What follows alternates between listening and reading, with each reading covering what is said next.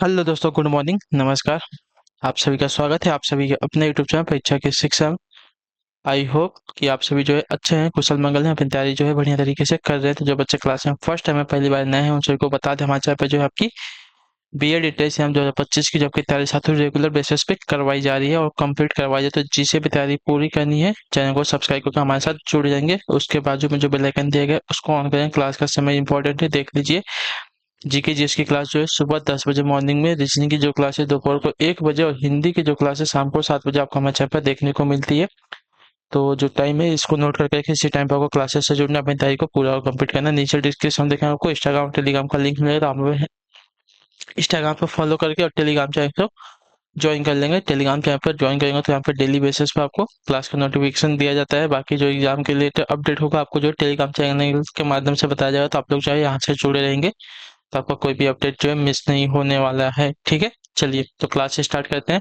पहला क्वेश्चन आपका जो है 26 नंबर से क्लास स्टार्ट हो रही है और आपको बता दिया कि आपका जो फॉर्म है यूपी बीएड वाला को 15 तारीख से स्टार्ट हो जाएगा। तो अपना जो डॉक्यूमेंट है, जात निवास आय, ये तीनों डॉक्यूमेंट बनवा के रखेंगे। झारखंड वालों का भी सेम है, उन लोगों का भी जो फॉर्म है आ चुका है, मतलब आने वाला है 10 से 15 के बीच में उनका भी फॉर्म स्टार्ट हो जाएगा। तो वो लोग भी जो अपना डॉक्यूमेंट बाकी जो है रेडी करके रखेंगे। बाकी बिहार और छत्तीसगढ़ है, छत्तीसगढ़ वाले भी अपना जो है प्रिपेयर रहेंगे। जैसे ही इनका फॉर्म आएगा 20 तारीख तक, मेरे ख्याल से बिहार वालों का भी फॉर्म आ जाएगा और छत्तीसगढ़ वालों का भी। ठीक है, तो आप लोग जो है अपना सब रेडी करके रखेंगे। जैसे ही फॉर्म आएगा जल्दी पहली फुर्सत में जो अपना फॉर्म भर देंगे। ठीक है, और जो वेट कर रहे हैं कि जो फर्स्ट ईयर वाला बीएड, तो देखिए अगर आप फर्स्ट ईयर वाले बीएड की मतलब 1 साल वाले बीएड की बात कर रहे हैं, तो 1 साल वाला बीएड का नोटिफिकेशन अभी आया नहीं है। ठीक है, इसके बारे में अभी न्यूज आई है कि ये जो होगा, ठीक है, होगा, लेकिन कब से होगा ये अभी तक डिक्लेयर नहीं किया है। ठीक है, तो और ये भी किसके लिए, 1 ईयर का बीएड किसके लिए होगा,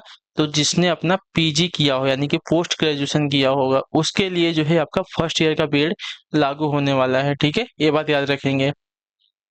क्लियर सभी को। और जिसने अपना ग्रेजुएशनशिप किया है, लाइक बीएससी किया हो, बीकॉम किया हो, मतलब जिसने बैचलर ऑफ डिग्री ली होगी, ठीक है, बैचलर ऑफ डिग्री ली होगी, उसके लिए जो है 2 ईयर का ही बीएड आपको करना है।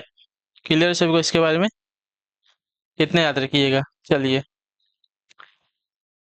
तो इस सब झंझट में आप फर्स्ट ईयर सेकंड ईयर आप पढ़ोगे तो क्या होगा कि आपका जो है 1 साल वेस्ट हो सकता है। ठीक है, तो वेस्ट 1 साल वेस्ट करने से अच्छा है कि अपना जो फॉर्म आएगा 2 ईयर वाला उसको आप भर के अपनी तैयारी को कंप्लीट कीजिए। ठीक है, 1 साल वाले में पढ़ोगे तो पता नहीं कब आने वाला है। उसने बोला है कि आएगा, लेकिन कब आएगा वो हमें अभी कंफर्म नहीं हुआ है। ठीक है, चलिए, ऐसा तो बोला जाता है कि नौकरी भी आपकी आने वाली है, आएगी, लेकिन आती नहीं है। ठीक, चलिए क्लास स्टार्ट करें। निम्नलिखित में से किसे जो है गांधी जी अपना जो है राजनीतिक गुरु मानते थे।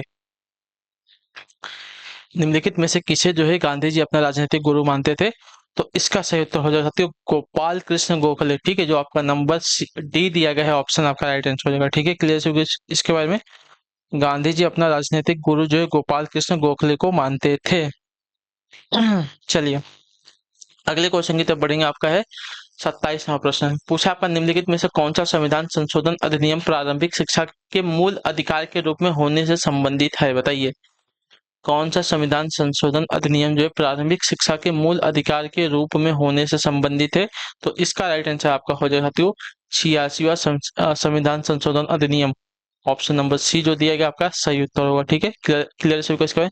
86वां संविधान संशोधन अधिनियम जो दिया गया है आपका 2002 प्रारंभिक शिक्षा के मूल अधिकार से संबंधित है। इसके द्वारा जो है देश के 6 से 14 वर्ष तक बच्चों के लिए अनिवार्य एवं निःशुल्क शिक्षा का मौलिक अधिकार के रूप में मान्यता देने संबंधित प्रावधान किया गया है। ठीक है, क्लियर। इस संविधान को जो है अनुच्छेद 21A के अंतर्गत जो है जोड़ा गया है।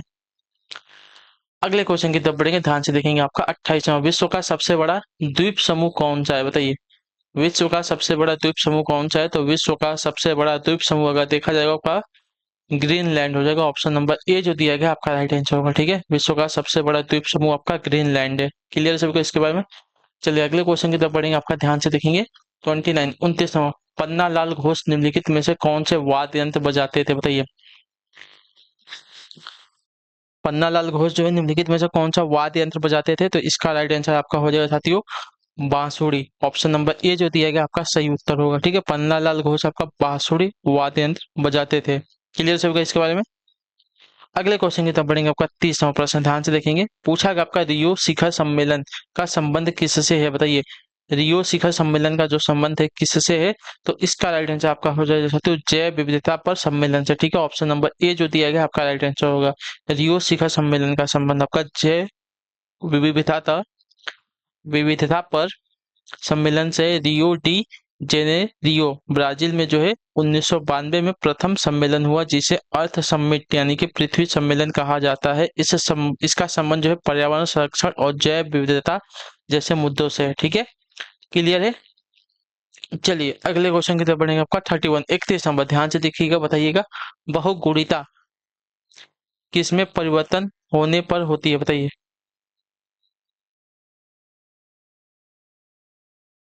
बहुगुणिता यानी कि पॉलीप्लाइडी किसमें परिवर्तन होने पर होती है, तो इसका राइट आंसर आपका हो जाएगा साथियों क्रोमोसोम्स की संख्या में। जो ऑप्शन नंबर सी दिया गया आपका राइट आंसर होगा। ठीक है, क्लियर सभी को। बहुगुणिता क्रोमोसोम्स की क्या बोलते हैं संख्या परिवर्तन होने पर होती है, तो ऑप्शन नंबर जो सी दिया गया है आपका राइट आंसर हो जाएगा। क्लियर है। चलिए अगले क्वेश्चन की तरफ बढ़ेंगे। आपका 32वां प्रश्न। रॉलेट एक्ट किस वर्ष पारित हुआ, बताइए। रॉलेट एक्ट जो है किस वर्ष पारित हुआ, तो रॉलेट एक्ट की बात करेंगे तो आपका 1919 में पारित हुआ था। ऑप्शन नंबर ए जो दिया गया आपका राइट आंसर हो जाएगा। ठीक, क्लियर हो गया इसके बारे में, आया ना। रॉलेट एक्ट एक आपका विधायी अधिनियम था जिसमें इंपीरियल लेजी स्लेटिव, ठीक है, लेजिस्लेटिव काउंसिल द्वारा 18 मार्च 1919 को जो है दिल्ली में पारित किया गया था। इससे जो है अराजकतावादी और क्रांतिकारी अपराध अधिनियम 1919 के रूप में भी जो है जाना जाता है। राष्ट्रवादी क्रांतिकारी संगठनों से धमकी मिलने के कारण यह अधिनियम जो है पारित किया गया था। क्लियर सभी को। अगले क्वेश्चन की तरफ बढ़ेंगे। आपका 33 नंबर पूछा आपका निम्नलिखित में से किस तारीख को जो है विश्व मस्तिष्क ट्यूमर दिवस के रूप में जो है मनाया जाता है, बताइए।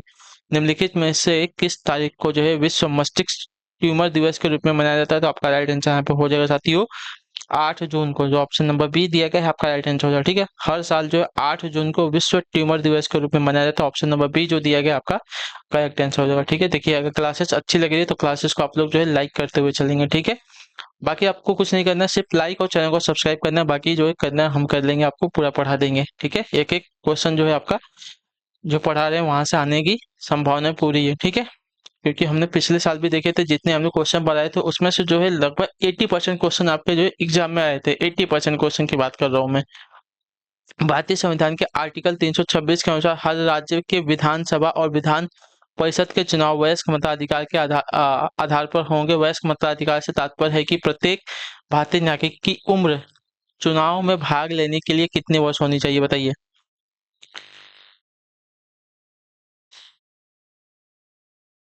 तो इसका राइट आंसर हो जाएगा साथियों कम से कम 18 वर्ष। ठीक है, ऑप्शन नंबर ए जो दिया गया आपका राइट आंसर होगा। ठीक है, क्लियर होगा इसके बारे में।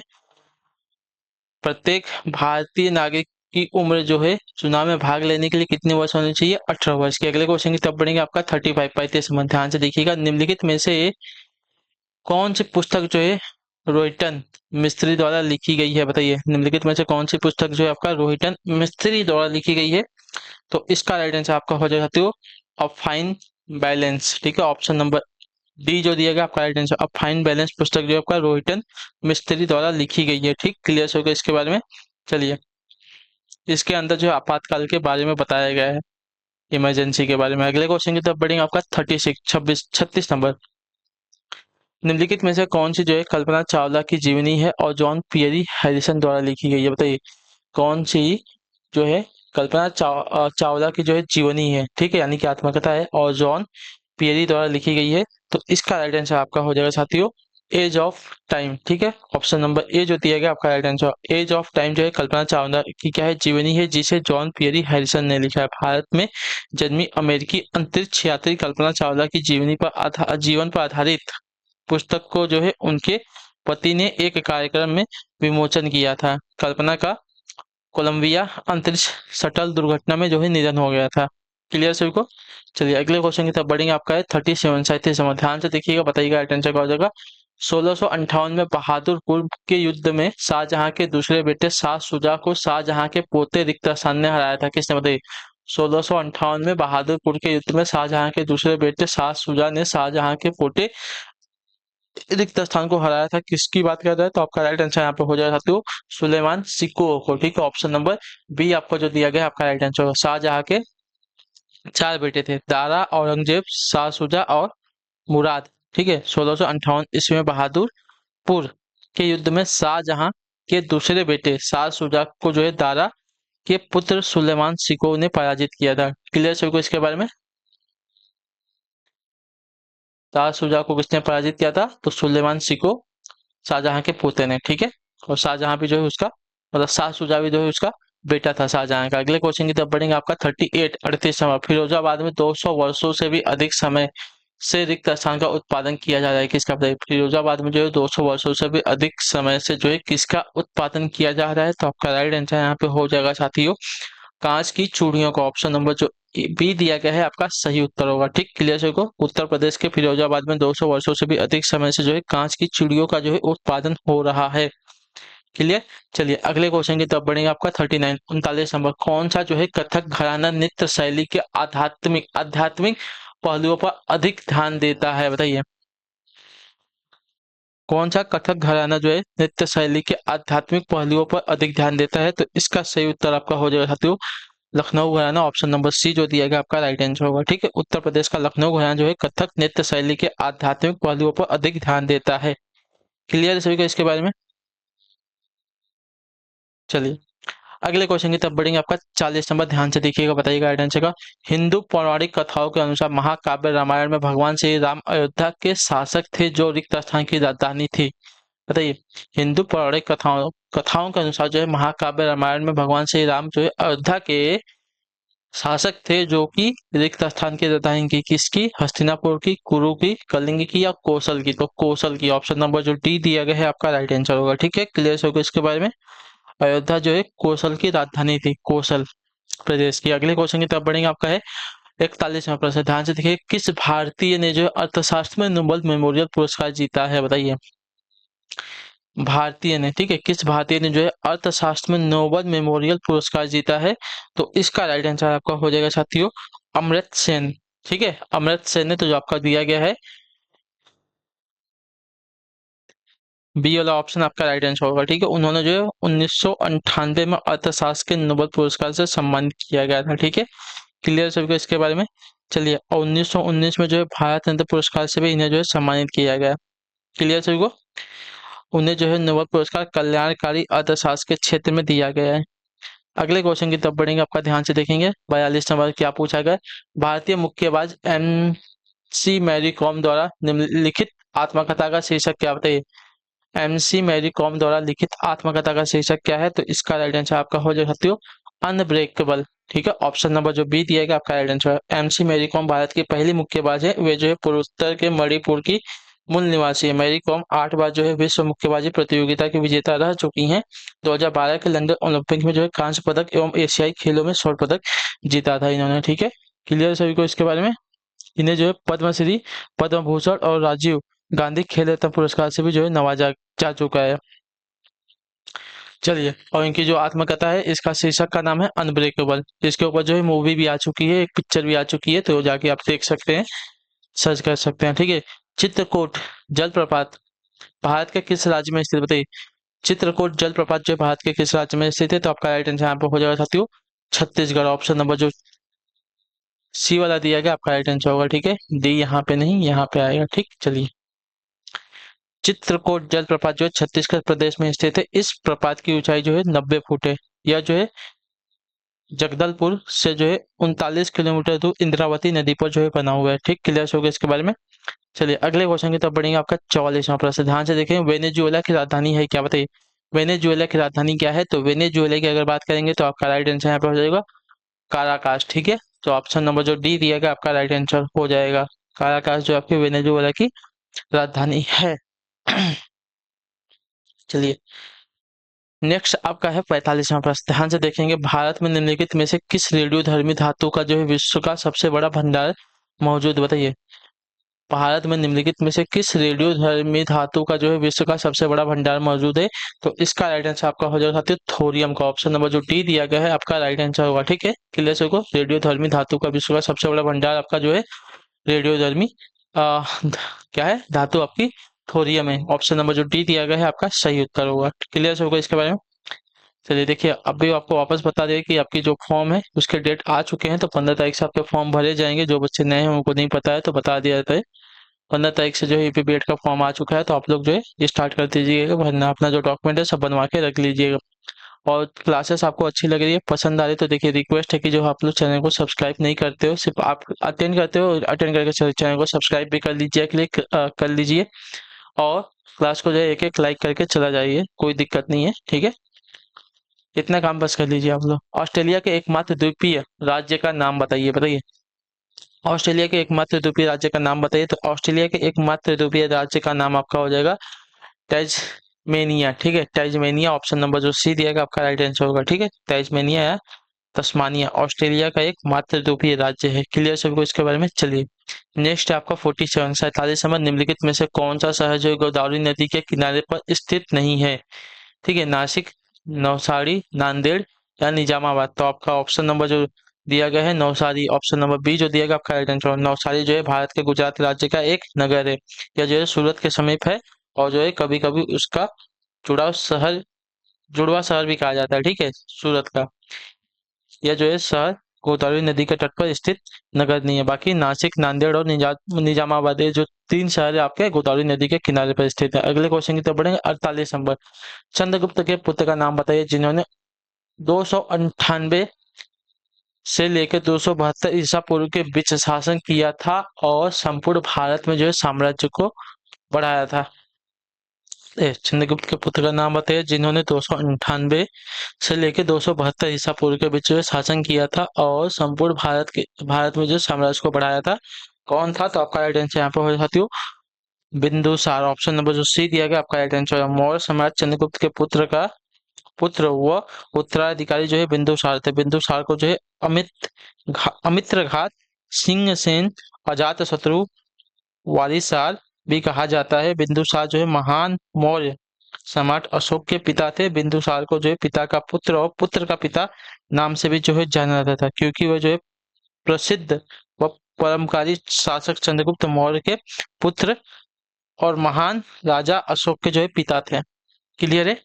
अगले क्वेश्चन की तरफ बढ़ेंगे। आपका है 49 नंबर, मेखला चादर यह जो है रिक्त स्थान राज्य की महिलाओं द्वारा पहना जाने वाला पारंपरिक वस्त्र है। तो इसका सही उत्तर आपका हो जाएगा साथियों असम राज्य की महिलाओं द्वारा। ठीक है, ऑप्शन नंबर जो डी दिया गया है आपका करेक्ट आंसर होगा। क्लियर है।